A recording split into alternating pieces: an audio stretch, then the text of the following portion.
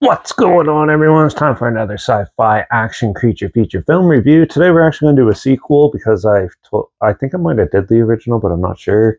Today we're going to talk about Pacific Rim Uprising. It was released by Universal Pictures sometime in 2018, and it was produced by Eric McLeod, written by Emily Carmichael, Kiva Snyder, and T.S. Nolan, and it was written and directed by Stephen S.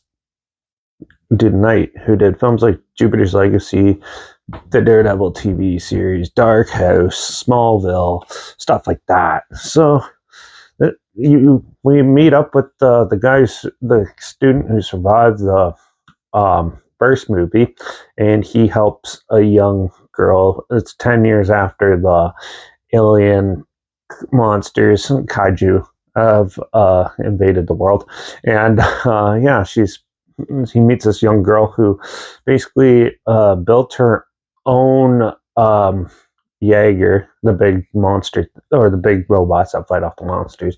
She's built their own small version of it, and then the government doesn't like that, so they take them and then they involve into the Jaeger program.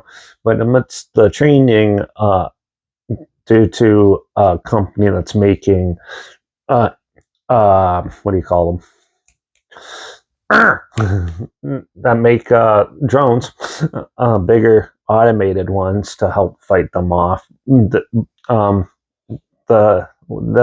head of the scientists of that company decides to bring back the monsters because they have these evil intentions and use the drones that's mixed with kaiju blood to turn into these kaiju monster things and start attacking them.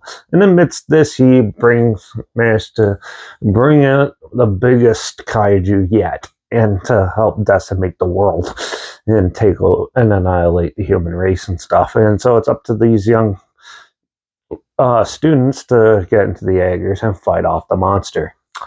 So this film is action filled, and there's a lot of interesting action pieces in this, and it looks good. The CGI is not too bad, especially since most of it's in daylight. It actually looks pretty decent and stuff. I was pretty impressed with that. The action was decent enough, and the music kind of works real well with certain parts of the film. The characters, though, are so bland. There's no life with them. They're just there for movie's sake, right? So you can't get behind them because it's not really relatable.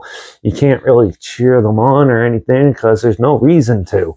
And you sit there for a good 45 minutes with pointless dialogue, trying to set up the minimal story that there is, and it really takes a toll on. Well, it took a toll on me. I was so bored for the first hour of this movie. I was just like, come on. And then once you start seeing the action pieces, so the first big fight scene you see is two Jaegers fighting. It looked like a scene out of Transformers. It basically was Transformers mixed with Monster Hunter, mixed with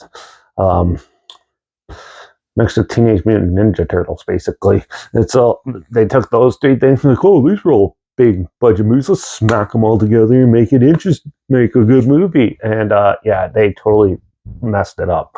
This was a pretty disappointing movie. There's not much of a story. And whatever they have remnants of a story is very predictable, very cheesy in some scenes, and overall it's just an action filled spectacle with no story or no characters to get behind. I was pretty disappointed with it. I wasn't really into it. I thought the monsters looked cool and stuff, but you need more than that to make a great movie. So yeah, for a sequel, as far as I recall, Pacific Rim was actually a pretty good one because it was done by Guillermo del Toro, someone who actually knows monster movies and knows how to make them. This was done by a guy who did TV shows, which it felt like a couple episodes of a TV show smacked together, and it was pretty disappointing. So I wasn't really big into this movie. I thought it was just a big action mess with some cool monsters in it. So I'm going to give Pacific Rim Uprising a 2 out of 5. It was not that great. It was okay, but still. I see why they haven't made another one since then. So, yeah, if you want to check it out, I'm not sure where it's streaming or anything, so at least link the trailer down below so you check that out. Also, make sure you check out my Instagram links link down below so I post clips of films I'm going to review in the future. Almost always you put the film title in there, some genre, and some sort of history or fun fact thing in there as well. Also, my Letterbox down below, daily reviews. I'll post my first star rating after watching films, on my Twitter's down below. Reviews underscore Eric. So follow me on those platforms. Stay with this channel. Like this video, share some more people aware, but comment your opinions of the film down below if you have any films and film franchises in any genre, and on any streaming source that you want to hear my opinions on in the future, comment those down below too.